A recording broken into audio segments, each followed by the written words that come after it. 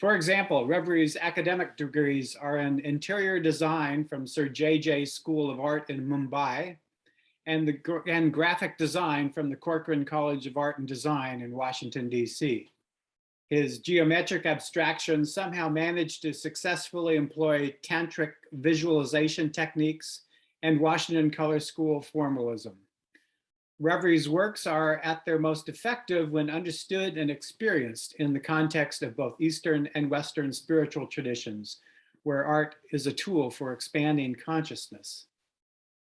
Anil Revri has some 39 solo exhibitions to his credit in India, Europe, and the United States, and was the first Indian American to be granted a solo show at a major American museum, namely the Corcoran Gallery of Art in Washington, D.C. in 2004.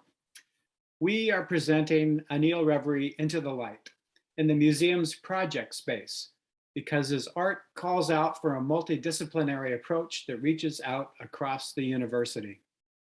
To lead us in taking that approach, we've enlisted the services of Eleanor Heartney, an art writer and curator for almost 40 years.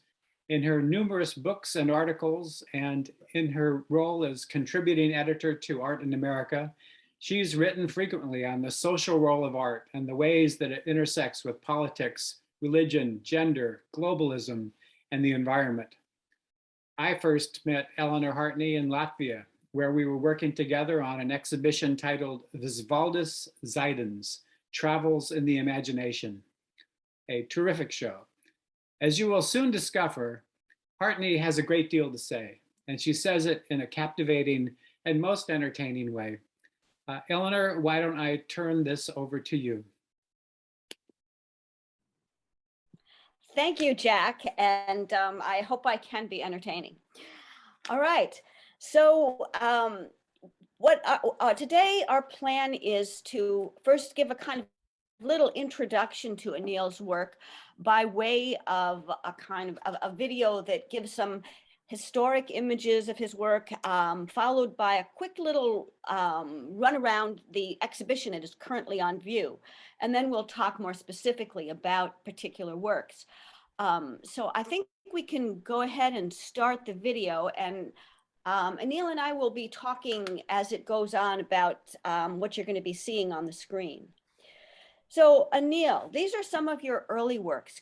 Could you tell us a little bit, these are so different than what we're going to be talking about later. Could you tell us a little bit about these works and also kind of how your background, which is a very interesting one, has influenced your approach to art? Yes, first of all, let me thank everybody, you and Jack especially Jack for hosting this show. And everybody else who's involved in making it possible. To get back to your question, yes, the earlier landscape started when I was in my final year at JJ School of Art. And like all young aspiring artists, I thought I had everything down pat and dropped out in my final year to hold or apply for a show at Jahangir Art Gallery in Bombay. Of course, could have gone either way, but I was lucky that it was received well and began my career from then onwards. The earlier work is about the abstract landscapes in India. So they're very different from the current work, which started in '96. The inspiration for these works basically comes from train travels, and the format is basically derived from the train window. So as you look out the window, you see the horizon as a still image, and the middle ground and foreground move by at an incredible speed. So that was the concept that I used to express those particular emotions of watching the landscape. They were visceral, they were immediate, they were sort of recording the world around me, which always seemed in a state of flux. So that's the concept for the earlier work. You know, I think that's very interesting. You talk about the window as looking out the window, because of course, the work that you're doing now also has a kind of window quality, which is maybe we can bring up some of the images. I think we have some more images here that can come up. So, you know, it's the work now, of course, is very geometric and structured in a way that earlier work is much more fluid and kind of atmospheric.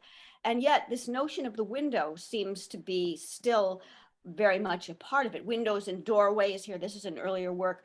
Could you talk a little bit about that, this transition and I guess the continuity between those earlier landscape works and now this, you know, work which also deals with the idea of doorways, but I think and windows, you know, portals, I guess, in a different way. That's correct. Yes. Interestingly, a lot of people at first glance don't recognize the two different works as belonging to the same artist. But for me, they've always been bound by, I guess, the common denominator is the textual detail. There were train windows to begin with earlier, which expressed emotion and were made with buckets of oil and turpentine. Of course, by the time I started the geometric abstractions, I was living in Washington, D.C., and it was impossible to use that technique because turpentine is not allowed, both in apartment buildings or, you know, in public areas. So I tried to figure out a way that where I could, through a technique where I could express transparency in the work. And because I couldn't do that technique, I also then decided or tried to figure out how I was going to express myself, this window concept, by probably internalizing the whole thing. So the earlier works to me represent the world outside of the self. And then the next phase, beginning 96, they talk about the world within. So they're all introspective. And what I had seen in the landscapes as immediate emotional responses then became memories in the geometric abstraction of what I had seen and how the mind mulls over any given situation and then comes up with various combinations or answers for whatever one has seen or done or particular occasions. So the window here is the whole canvas becomes the window. Starting with the first works, the one you see on the screen is from 96. This is the breakthrough from the abstract landscapes to the geometry and sort of this overall painting. We had also spoken about, you'd asked me the similarities with Western artists. And to me, this and the next painting. Can we see the next painting, please? Yeah. Please. I would say we're in the same or are in the same vein as what one might see in an Agnes Martin. It becomes sort of like a Morse code, line and dots. And of course, Morse codes contain messages. So the message is basically what one is thinking, the artist is thinking at that time. I don't know what Agnes was thinking, but I know that there's a host of subjects that come to mind while I'm making these works. And it's about harmony, and it's about trying to use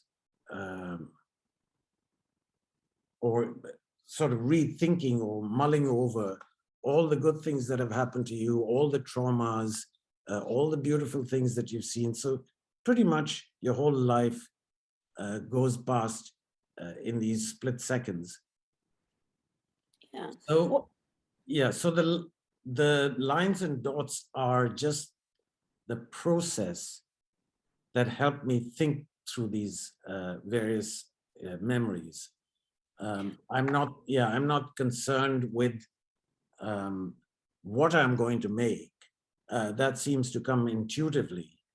As long as I've arrived at a particular mood that I was looking for. So they're in a way like the abstract landscapes, they're also mood oriented.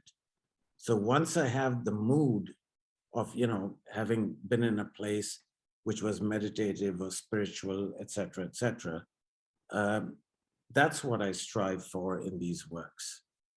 Sorry. let's go to the next image, if we can. And now we're now talking about works that are actually in the exhibition that's up right now.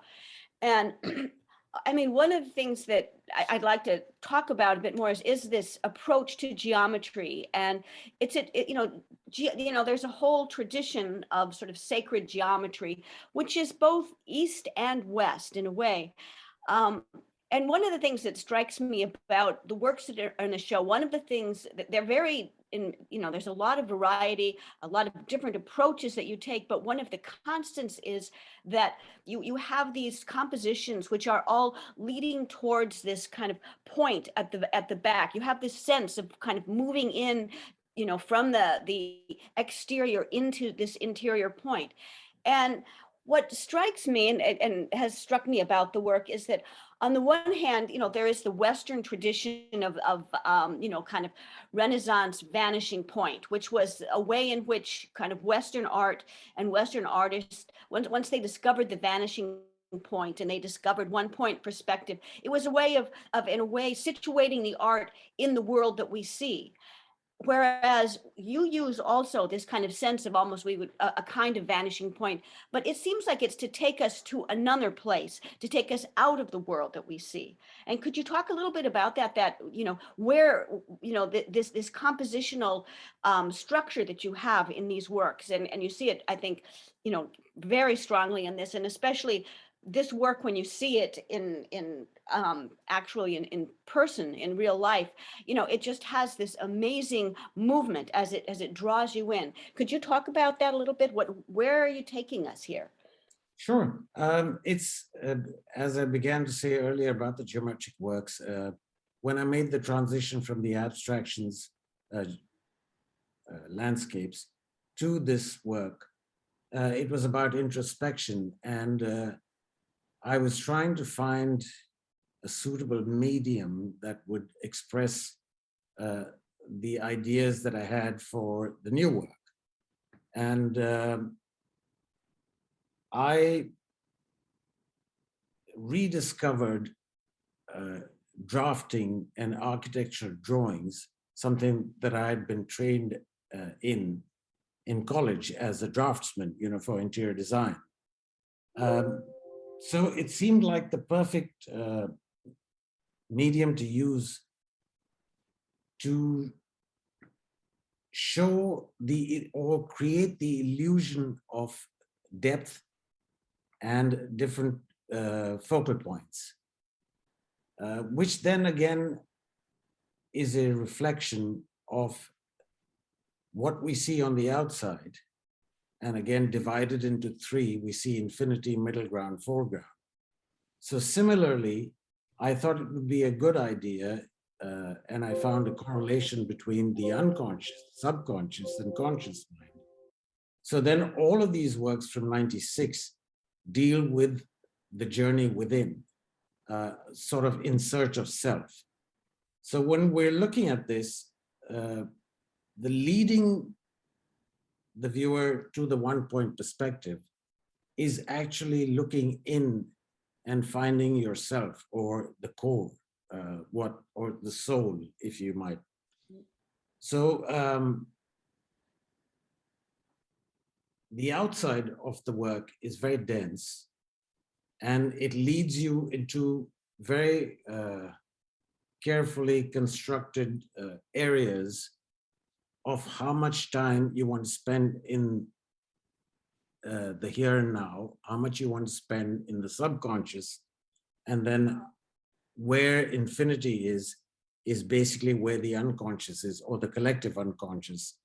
So the darker areas at the center of the work represent, unlike a lot of civilizations where the color black is thought to be, the color of death and brings about,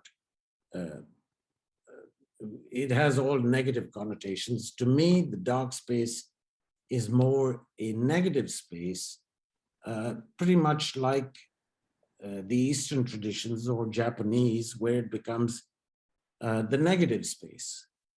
And the painting is not the marks that I make on it, but is actually a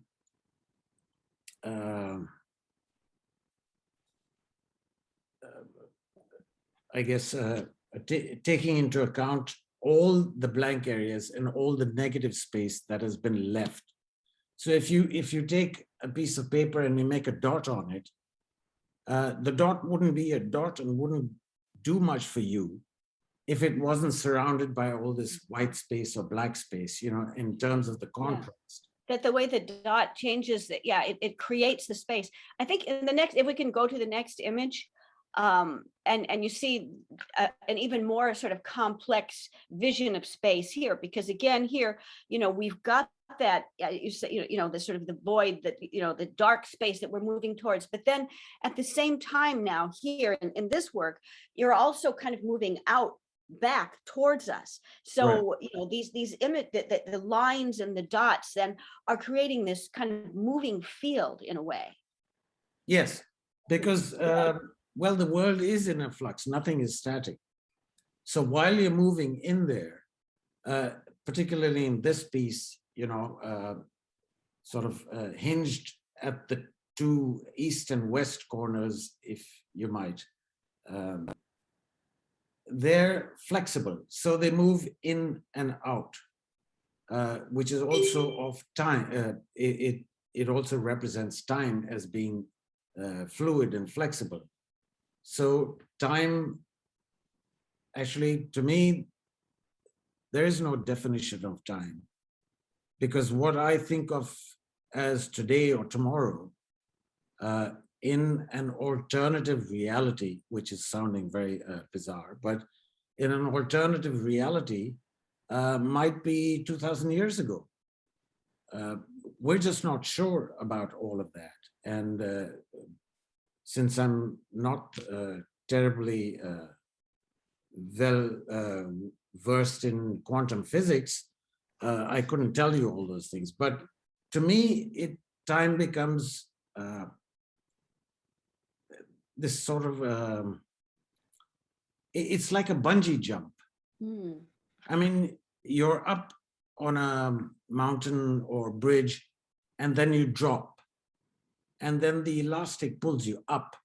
Mm. So to me, it's questioning myself as to what is reality? Is reality standing on the bridge? Is reality being all the way down to the length of the elastic rope? Or is it somewhere in between that journey? So there are 2 points of, let's say, again, the here and now and infinity, and then everything that transpires between those two. And that's what, to me, life is all about, because I really haven't experienced infinity. Yeah, I know the here and now, and I know a lot about the subconscious, where all these ideas come from. But beyond that is something that probably I yearn to experience, is that total emptiness, not emptiness of thought and mind and emotion, not as in, a complete void where there's nothingness. So I try and create a geometric pattern which aids me or assists me in traveling to that one point. Mm. And then everything that I think about, experience during that journey, So in a way, these are very personal paintings, and it's a language made up of lines and dots. Right. But as I said, it's like a Morse code, and there's a message contained in that. Now, unfortunately, to a viewer, that message may not come across because you may not be familiar with my language. Yeah, but I think that, you know, there is something, the sort of what's interesting about the language of geometric abstraction, and maybe we can have the next image. You know, we are in certain ways, you know, kind of in the Western tradition, at least the Western modernist tradition, we've sort of been trained to think of geometry, and particularly of the grid and of minimalism, as a kind of, I guess, a flatness, you know, that it's the here and now, and that's it. You know, that sort of, that was kind of the philosophy behind minimalism. It's if you think about Frank Stella, who's you know, one of the artists who used geometry a great deal, particularly in his early work, that in a way that, you know, kind of superficially might seem similar to your work. Yet, as he said, what you see is what you see. That, I think, is very different than the approach that you're taking to geometry. But the approach that you take actually is much more in line with an earlier tradition in Western abstraction. The early modernists, you know, people like Elizitsky, you know, Milevich, etc., for whom geometry is for them as well, I think, a way of entering into another world. And I'd be curious what you know, how you would sort of parse the, you know, the similarities and the differences between your work and, say, some of the early modernists, or you mentioned Agnes Martin, you know, another artist who uses the grid in a way that also has this kind of sense, I think, of elastic time and space. So, I mean, how do you sort of situate yourself in terms of this tradition of geometric abstraction? Well, quite frankly, I don't. I don't place myself in any as belonging to any one particular period or genre. To me, it's this is the way I know how to express myself. And therefore, everything that I do, everybody that I've met, plays a part in what I produce, whether you want to call it art, or, to me, I don't even make art. I just do what I like to do. And in a lot of cases, it does have references from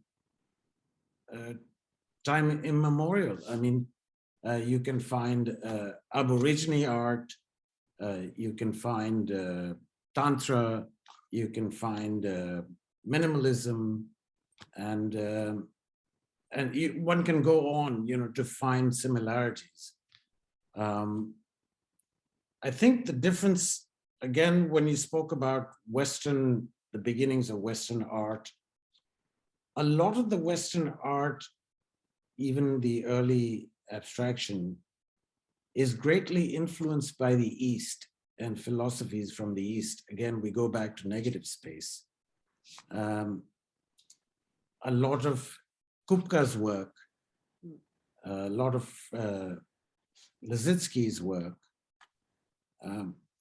finds, I mean, you can reference it with Tantra, because Tantra precedes this by at least 700 years. So somebody somewhere has seen this work, spoken about it.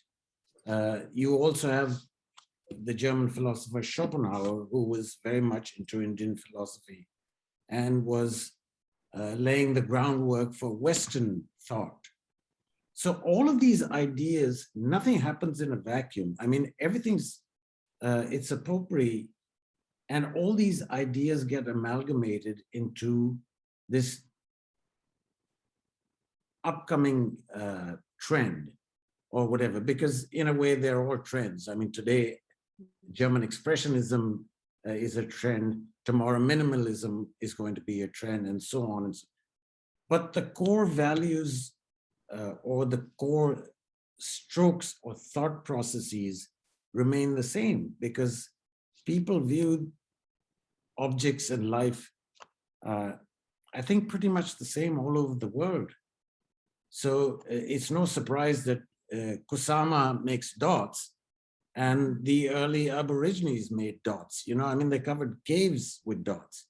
So there has to be a link somewhere of how the collective unconscious works. Right.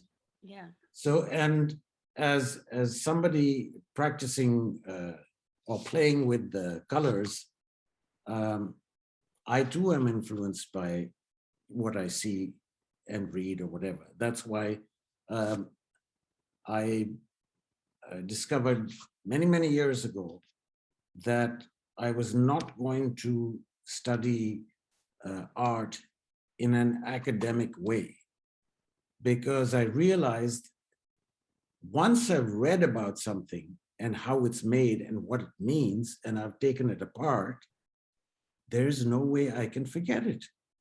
Mm. So I would be working for the rest of my life trying to forget everything I had read and learned about, rather than paint intuitively. Mm. And I decided to go this route of, whether you want to call it meditation or spirituality, where it's more like a shaman, where, you know, you hear music or whatever, you smoke dope or whatever it is you're doing, but then your visions are translated in a very intuitive way, because after the whole process is over, then you make something, whether you make lines or you make animals or whatever. But whatever it is, it's what the subconscious remembers, and therefore becomes the link to where you had been and where you are today. So yeah, and I think one of the things that you and I have talked about is the way in which actually your working process is a way of entering you in a way into that sort of zone where that kind of an experience can happen. Maybe we can have the next image as well. Do you want to talk a little bit more about that your working process, and how does that, you know, where does that take you? How does that open you up to these kinds of experiences? well, again, then we get back to meditation, and whether you want to call it tantric, I mean, I don't think terms are really a good idea, because the journey inwards, whether you practice Tantra or you believe in Tantric philosophy or you don't, or whether you're an early Christian or an Orthodox Christian or a Jew or whatever, all of these religions also had realized very early on that music, one, and then art and architecture play an important role in altering human reaction. Unfortunately, it's been misused in a lot of ways also, because then, you know, you have music or speeches or whatever, which takes on a political angle. But if you look at it from a meditative inward journey, then all human beings at some point will arrive at the same conclusion. We're all similar. We all are made of blood, bones, muscle, etc. And therefore, to an extent, we all think alike. We all want what's good for us. In a way, we want what's good for the universe, for our planet as well. But then it's in the translation that things go wrong. So each one translates things differently, and some of them don't work. So in my case, I try and create an atmosphere which is in a way contrived, because I switch on my mantra, which is sort of like a metronome. And so it keeps beat and helps me enter the zone faster than probably if I was listening to acid rock. You know, because the highs and lows in different kinds of music are not conducive to this work. This is a very sort of methodical, repetitive, painstaking method of working, and a lot of people think I'm crazy for doing it, but I enjoy it. And it's while I'm doing this, I'm not thinking about how much blue I've put, how much silver I've put, or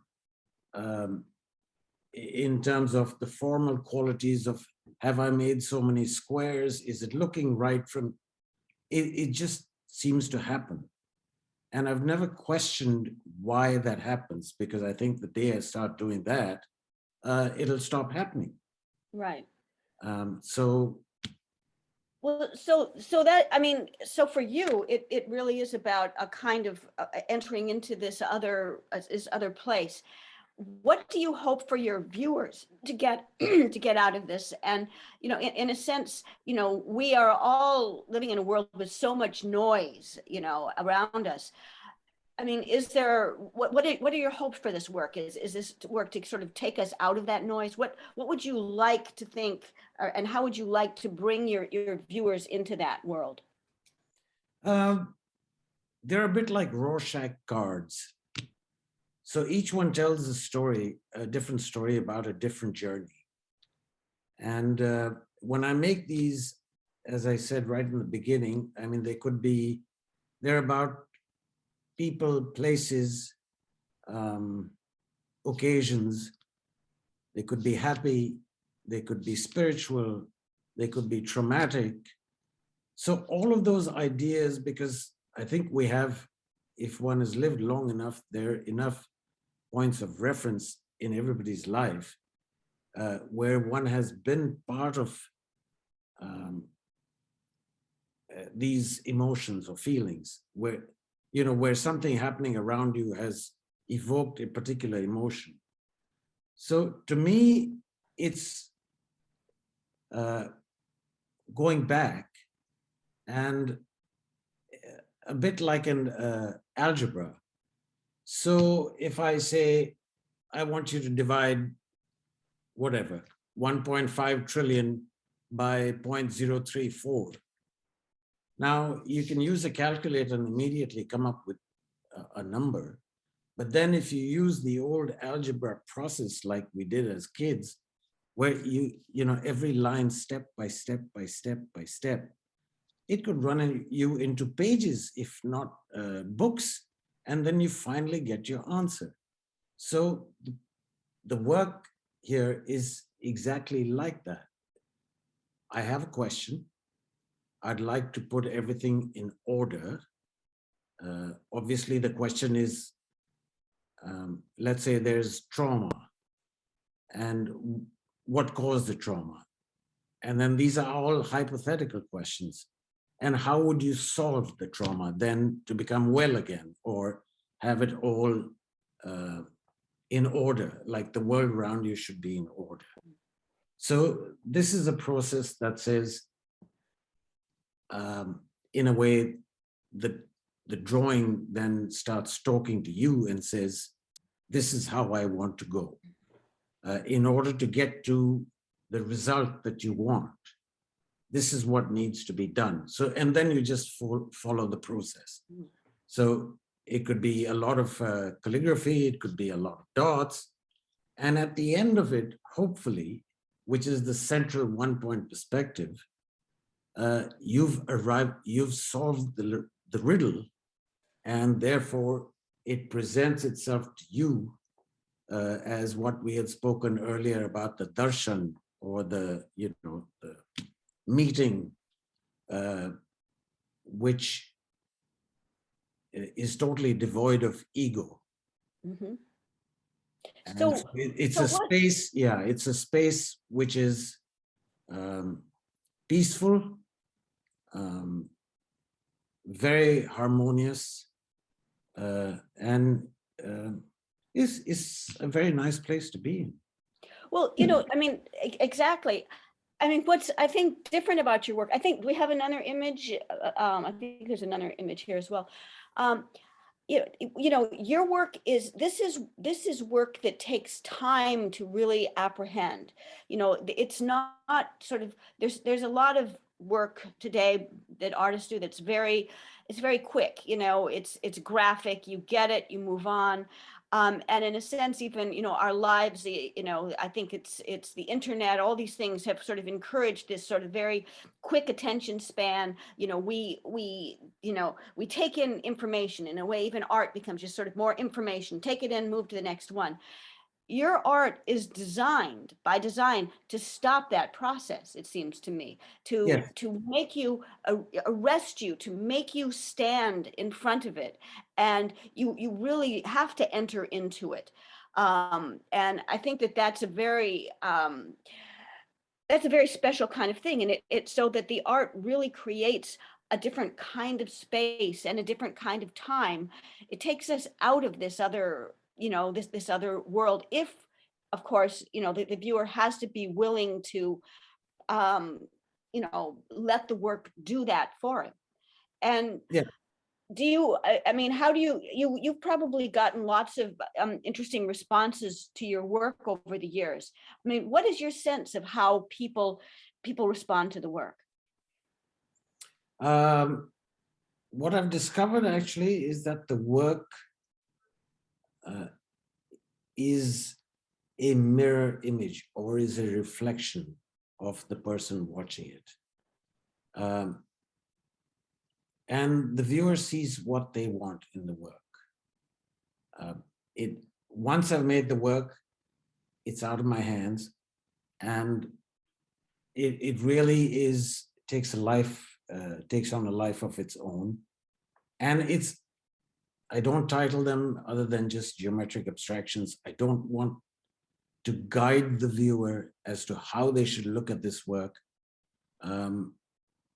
It's just there. I put it out. I mean, I'm a professional artist and earn a living out of selling art. But if I didn't have to do that, I probably wouldn't show these pieces, because they're just my personal exercises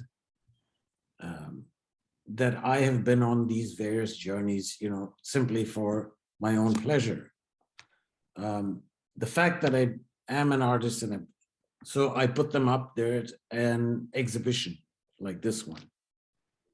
Then, of course, they're open to interpretation by any viewer who looks at them, and they can decipher them or view them or think of them any way they want. People don't have to like the work, or there are some people who get intimidated. Some people get very irritated by the density of the work. But that's the whole point that I'm trying to make, that if the work is so dense, then all the clutter in your life, the painting is merely reflecting all of that. So if you just focus on that aspect of the work without focusing on the negative space, then maybe you have some issues, and you're so self-absorbed with your own life and things happening around you that you never find the time to really sit with yourself and discover who you are. You have a very specific palette in these works, and which I think also kind of operates towards these ends that you're talking about. You want to talk about that, the palette that you've chosen to work with here, and how that operates in the work?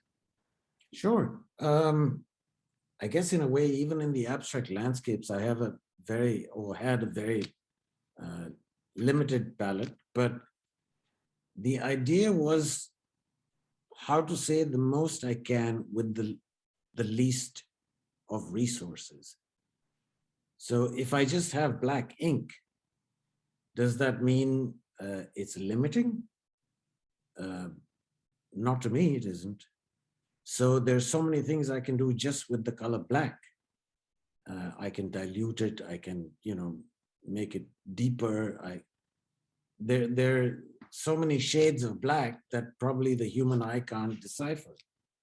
So the idea is to take as little as possible, very much like minimalism, and then to be able to say the most that you can from that. So the colors also are very, they sort of lend themselves to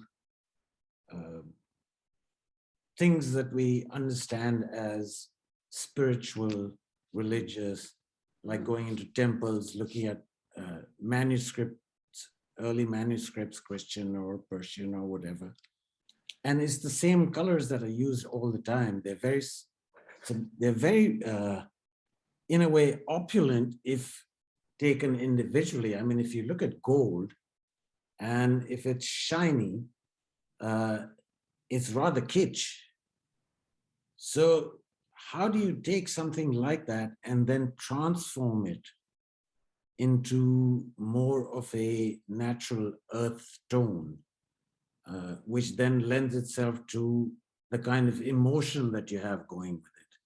Because they're not, the colors are not screaming out at you. And I think with this kind of patterning, if you had bright colors, I do think at that time, if that ever happens, that I would have gone over the top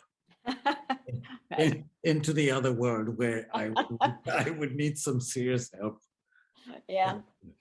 Well, you mentioned the word spiritual, and that's such a, in a way, the notion of art and spirituality is kind of fraught in a way, I think, in our culture. There's a certain amount of uneasiness with the idea that art does that. There's also, there's a sense that art and religion are definitely, kind of seen as having this oppositional kind of relationship, but even spirituality, it can be hard to talk about in terms of art. How do you think about your work as being spiritual? What does it mean for art to be spiritual? Yeah, that's kind of a cliche, isn't it? In a way, because that this whole concept of spirituality and now yoga or being vegetarian, it's, to me, they're all fads, which will come today and then 10 years later there'll be something else. I mean, it's like Oscar Wilde said, fashion is a form of ugliness so intolerable that it has to be changed every 6 months. So that was then, but now it's being changed 3 times a day. I mean, so I think it all depends on where we want to go in a personal context, what our particular journey is. And if a diagram on the wall can become an aid to meditation or introspection, so be it. If it's music, that's good too. And as I said earlier, I think every civilization and every religion had figured this out very early on. What's so special about a Gothic cathedral? And then if you have the organ playing in a Gothic cathedral, it's the sound, the acoustics, the way it's made, it's looking up. And it creates a particular emotion because it also makes you realize how small you are in that space. And then that acts as a metaphor for everything else. So similarly, I mean, whether you look at architecture or in it, or you're looking at a piece of geometry on paper, it has the same function. So it's anything to me that helps the viewer begin this introspective process is what I would call spiritual. It's seeking that which is probably, it definitely is in you, you are it, but there has been a disconnect. Mm. So how does one connect with oneself is the really key to all of this work. And if this work helps somebody connect with themselves, fabulous. You know, it does for me. I mean, that's why I keep making them. Right. So yeah, and so I don't forget that there is a path, or there are paths that could lead one to this particular calm that we so desire, or the peace that we so desire. So that, Yeah. to me, that's the spiritual aspect of it. Right. Anyway, Jack's here. Jack's here. Okay. I think that's a sign that we're ready Yes. to Yes, have some questions. So should we move to the question period? Great. So people in the audience, you can use the chat bubble there to address a question to Newshot or Yes, I couldn't get rid of that. So well, she's a lovely woman. You're very lucky to have her name associated with you. yes, so I will hide behind her skirt today. So waiting for other questions, I have a question. I'm fascinated by your choice of handmade paper to do these works. I see it as being very important in how they're actually, how these paintings work and affect me. I'm wondering what your motivation was to choose that particular kind of paper and its particular surface and its particular unvariegated textures. Yeah, story began, I think, in about 97, when I discovered Pyramid Atlantic and Helen Frederick. And she became my guide as to how to make paper, and, encouraged me to do different things with paper. And I discovered that I wanted to use paper as a sort of background. So in other words, they're two for the price of one. No, the paper is a painting in itself. And then, as Helen said, you take them home and you ruin the paper by making all these lines. Helen, I hope you're listening. But no, so I thought I would use the cloud-like formations again as a divider between the here and now and something else. And paper is far more conducive to doing work like this rather than a canvas, because one can add more three-dimensional qualities to it, unlike the large painting that we saw, the Ram Darwaza, which is so dense. But you can only, I can't do any shading, I can't do the things that artists do to make the work appear more three-dimensional. Whereas with paper, I can use different materials on it. I can use pencils, I can use markers, I can use, acrylic or oil paint, depending on what I want to use. And then there's always that back layer against which you are trying to tell a new story. So the cloud-like formations also become sort of like the Big Bang theory. So everything comes from there, and everything that happens or has happened subsequently finds its roots in the Big Bang. And then you're just superimposing these things onto that to come to the present. Well, thank you for that. That make any sense, Jack? Sure. Okay. I'm having a hard time reading the chats. Well, Right. it looks to me like there's some questions about technique. People want to know how, more specifically, how the works are made. So maybe Anil, you could talk about that a bit. Yeah, well, it's very simple. I handmade paper, which is the material that I work on.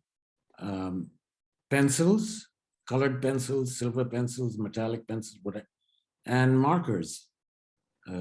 So a few years ago, I was making the dots by,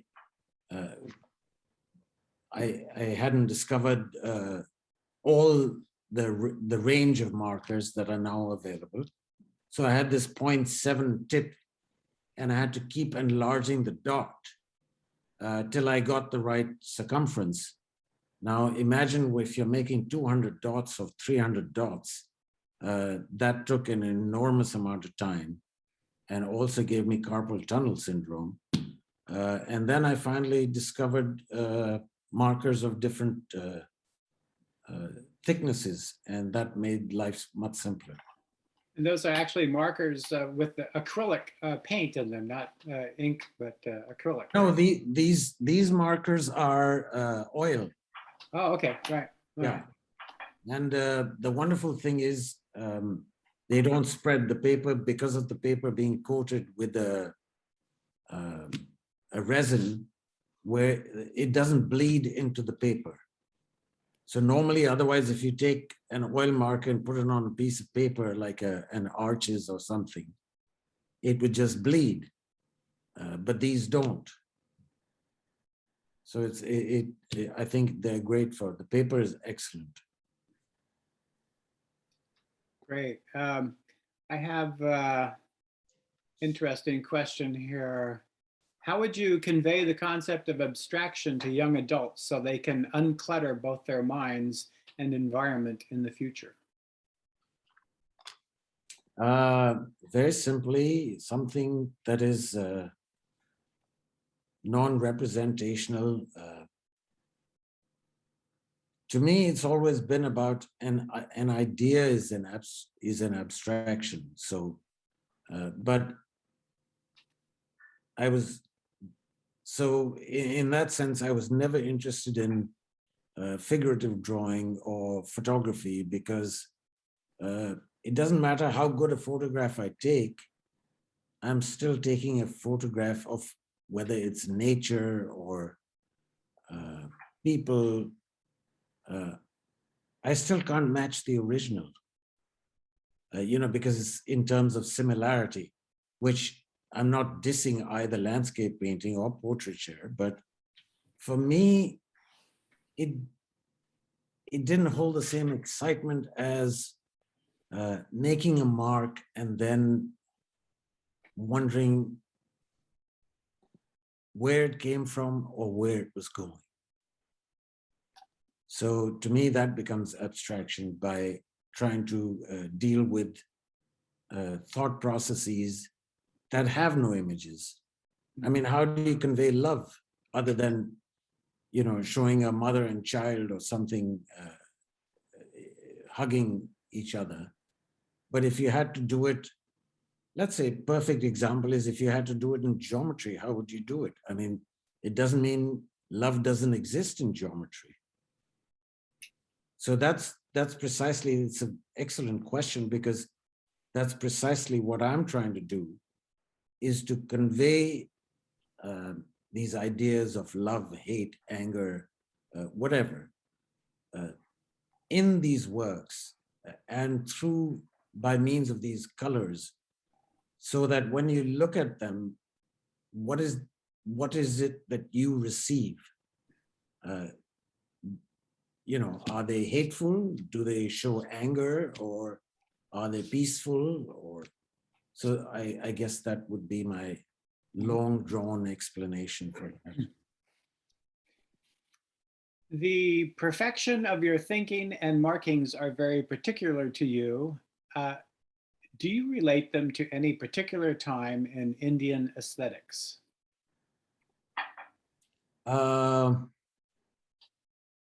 Sure. I mean, they're part of the tantric philosophy in terms of imagery, but they're also yoga. I mean, the essence of yoga is discipline and methodology, and where everything is put together in its right place, and there's thought processes or whatever life that you follow. Yoga's, in a way, yoga is not about the asanas. It's about the discipline of who is a yogi. A yogi is not just somebody who, does all these, is not a contortionist, but is somebody who lives their life with a certain discipline and then practices that discipline in their daily maneuvers. I like this question. How much time do you spend staring at the paper before making your first mark? That's a very good question. But it's